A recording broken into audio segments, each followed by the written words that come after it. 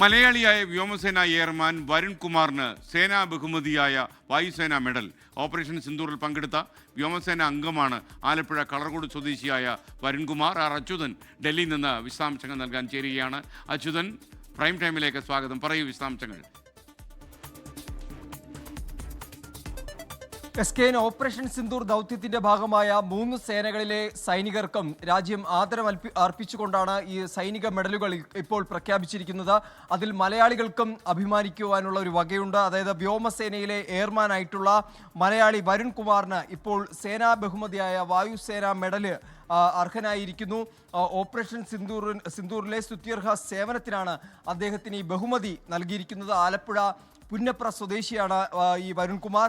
വ്യോമസേനയുടെ ഉദ്ധംപൂർ ബേസിലാണ് ഇദ്ദേഹം സേവനമനുഷ്ഠിച്ച് വരുന്നത്. ഈ ഓപ്പറേഷൻ സിന്ദൂർ ദൗത്യ സമയത്ത് കൂടുതൽ പങ്കാളിത്തം വഹിച്ച ഒരു വ്യോമസേനയുടെ ഒരു ബേസ് കൂടിയാണ് ഈ ഉദ്ധംപൂർ എന്നുള്ളത്. ഉദ്ധംപൂരിലായിരുന്നു പ്രധാനമന്ത്രി സന്ദർശനം നടത്തുകയും അവിടെ സൈനികരെ അഭിസംബോധന ചെയ്യുകയും ചെയ്തത്. ഒപ്പം തന്നെ 3 സൈനിക വിഭാഗങ്ങളിലും പുരസ്കാരങ്ങൾ പ്രഖ്യാപിച്ചു.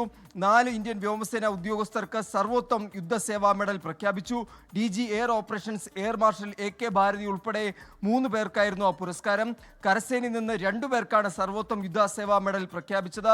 Northern commander lieutenant general Pradeep ശർമ്മയ്ക്കും DGMO രാജീവ് ഖായ്ക്കുമാണ് ആ സർവോത്തം യുദ്ധ മെഡൽ പ്രഖ്യാപിച്ചത്. ഒപ്പം തന്നെ 4 സൈനികർക്ക് കീർത്തിചക്ര, 4 സൈനികർക്ക് വീർ ചക്ര, 8 സൈനികർക്ക് ശൗര്യചക്ര, അങ്ങനെയായിരുന്നു ഈ സേനാ മെഡലുകൾ പ്രഖ്യാപിച്ചത്. എന്തായാലും 9 എയർഫോഴ്സിലെ സൈനികർക്കും വീർചക്ര പ്രഖ്യാപിച്ചിട്ടുണ്ട്. അങ്ങനെ ഈ സ്വാതന്ത്ര്യ ദിനത്തിൽ ഓപ്പറേഷൻ സിന്ദൂർ ദൗത്യത്തിന്റെ ഭാഗമായ സൈനികർക്കാണ് ഇപ്പോൾ രാജ്യം ആദരസൂചകമായി ഈ മെഡലുകൾ നൽകിയിരിക്കുന്നത്. Thank you. അച്യുതനാണ് വിവരങ്ങൾ നൽകിയത്.